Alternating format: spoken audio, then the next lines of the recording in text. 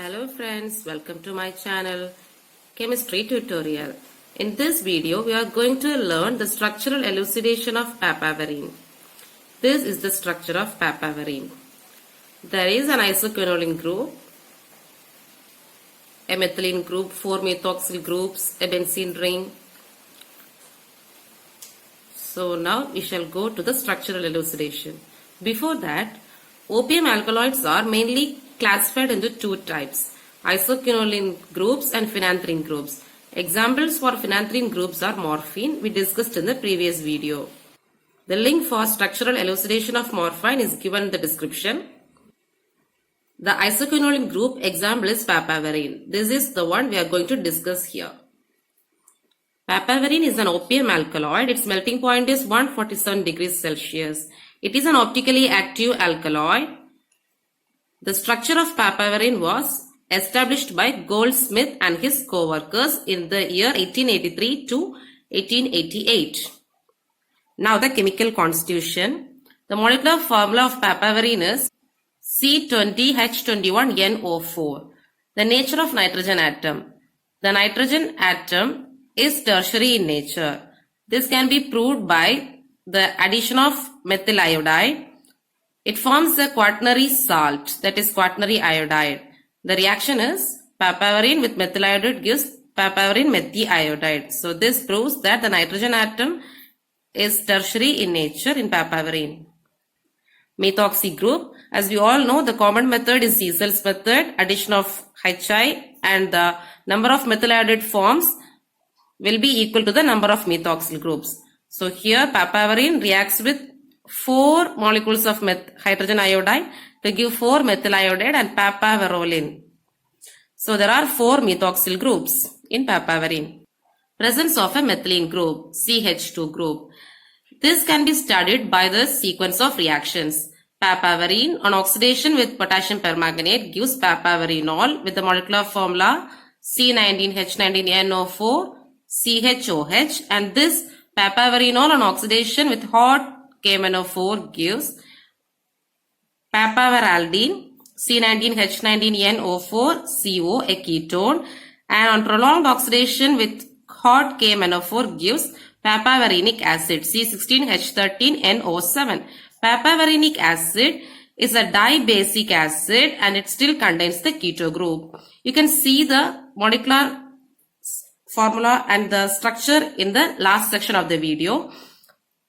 So using this reaction, we confirm that the CH2 group is present in papaverine.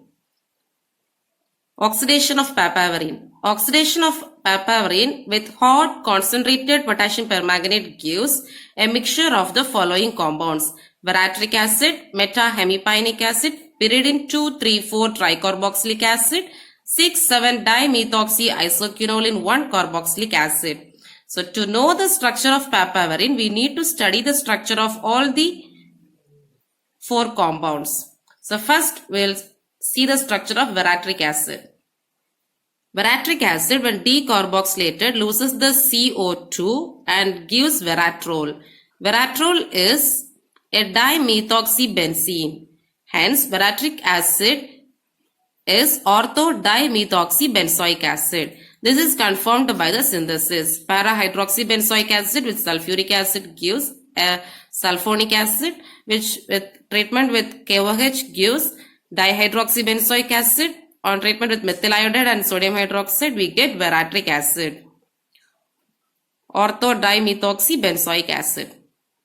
The next one is metahemipynic acid. It is a dicarboxylic acid and it can be proved by the formation of disodium salt with sodium hydroxide. When it is decarboxylated with calcium oxide, veratrole is formed.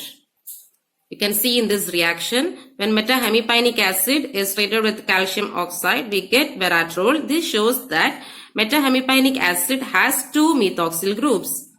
And when metahemipynic acid is treated with an acetic anhydride, we get an anhydride. This proves that the dicarboxylic acid, that is the 2 carboxylic acid groups, are in ortho position.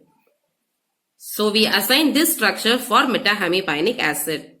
The next one is pyridine 2,3,4 tricarboxylic acid.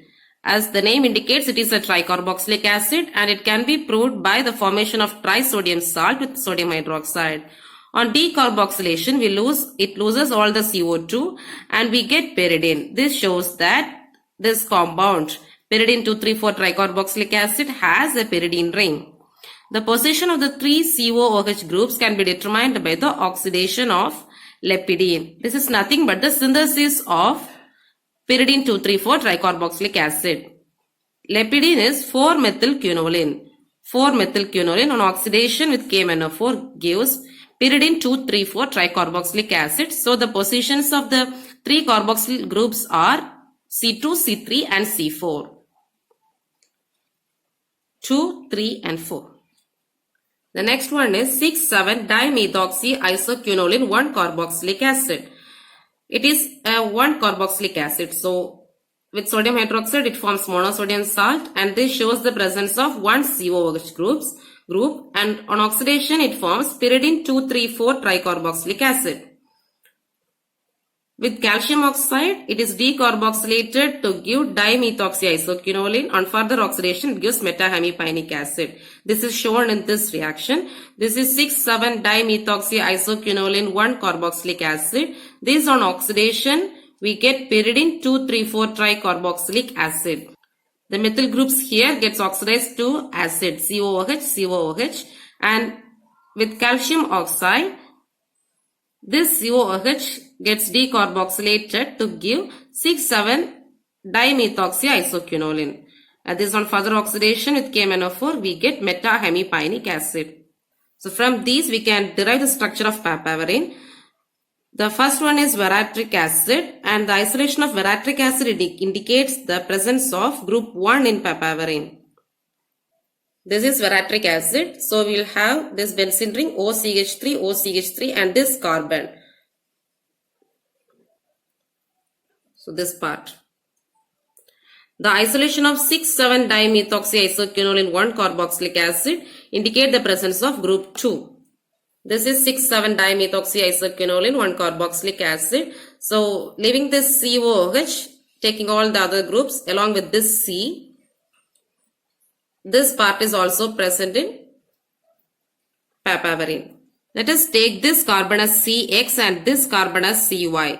There should be a linkage between the CX and CY.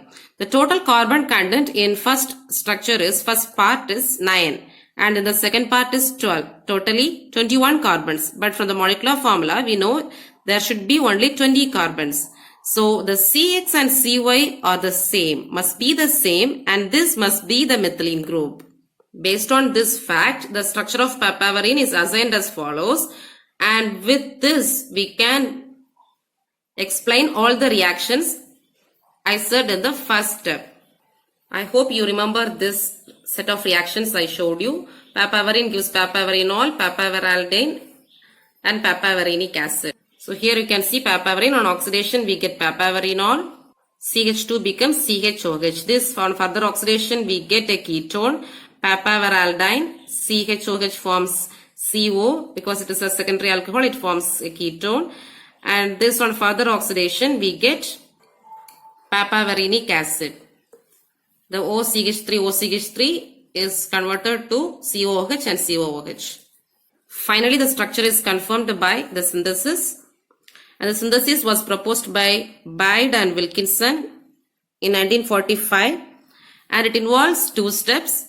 First step is from veratrole. Veratrole reacts with formaldehyde and HCl. Formaldehyde can be given as CH2O and HCl. So the CH2Cl joins at this position. And then treatment with potassium cyanide, the Cl is replaced by cyanide, and this splits into two reactions. With hydrogen and ranionickel we get homoveratrilamine, and on treatment with hydrochloric acid and PCl5 we get homoveratroyl chloride. In the next step we are combining these two compounds, homoveratrilamine and homoveratroyl chloride. On heating, condenses to give this compound. A H from this NH2 and Cl from this COCl gets removed as HCl, and we get a link here NHCO, and this on treatment with P2O5, we get this compound. That is the double bond shifts here and the H shifts to this oxygen. In the next step, Bisler-Napralski reaction occurs and the H and OH is removed as water and we get a ring closure here. And on treatment with palladium on asbestos at 200 degrees Celsius absorbs a hydrogen molecule from this carbon and this carbon, CH2, CH2. One hydrogen is removed to form a double bond here. And now this is the structure of papaverine. This is the structural elucidation of papaverine. Hope you all understood the elucidation of structure. See you all in the next video. If you like the video, give a thumbs up, share to your friends and subscribe to my channel to get the latest updates. Thank you.